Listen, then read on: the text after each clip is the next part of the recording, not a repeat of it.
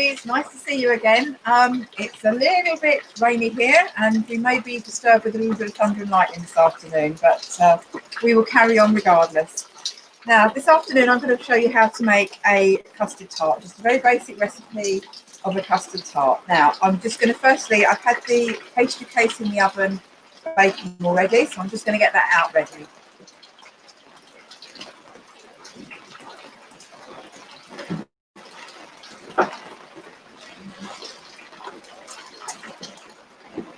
So there we go, there's our pastry case all nicely ready made. Now, the oven for this one doesn't need to be really hot, so it would have been one of the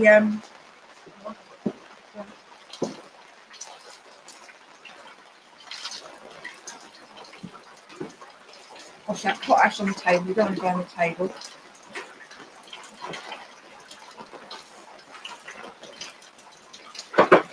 Okay.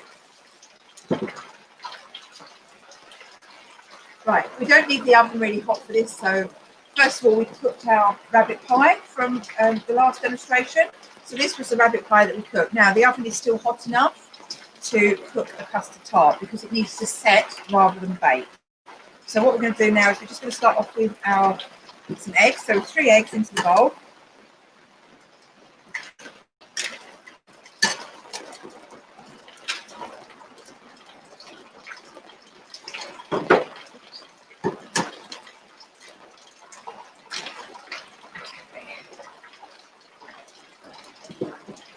So we're just going to whisk those up.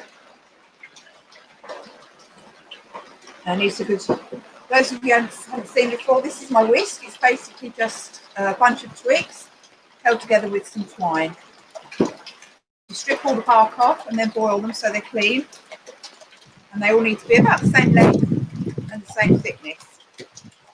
Now to this I'm going to add some milk and some cream. Just, I've already mixed the two together here, so we're just going to pour those in.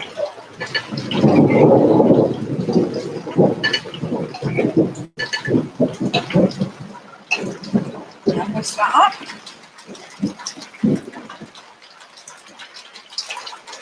And then to this we are then going to add some brown sugar.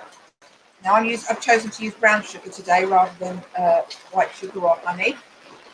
I want a nice rich custard tart here. So just put that in there and really whisk that up so that's a really lovely rich custard. Now we're just going to one important ingredient, which is quite often used for desserts, was saffron. So we just want a little pinch of saffron, gives it a little bit of a rich colour. Now saffron was incredibly expensive during the 15th century, more expensive than gold. So we're just going to mix. Give that a good beat and get that really mixed nicely together.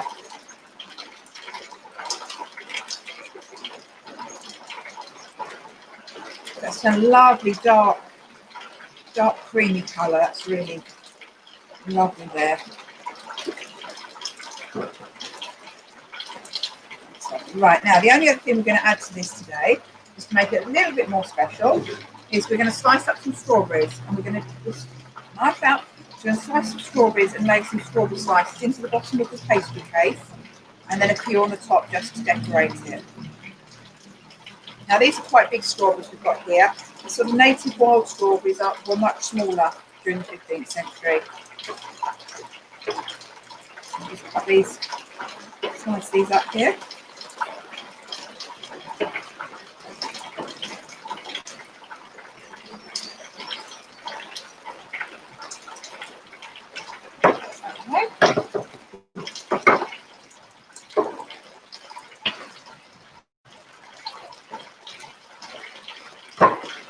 There you go. Now that pastry case is quite hot still. So we're just going to lay the strawberries in the bottom first.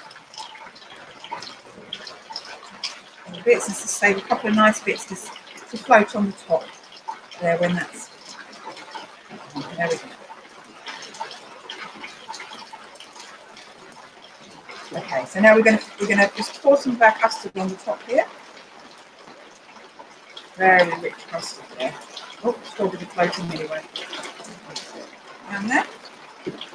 And you can pop the last couple of strawberries on the top there just to decorate it. There we go. Now,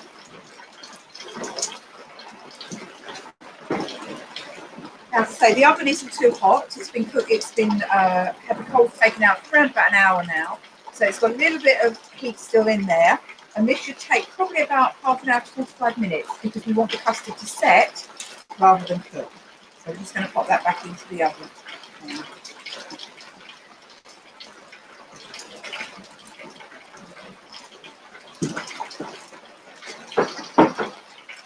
So just pop the door back on the oven there. So we'll come and have a look at that in about half an hour, and then I'll post a picture later on today when it's cooked. Thanks for coming to see us today. Thanks for watching. We look forward to seeing you next time. Bye for now.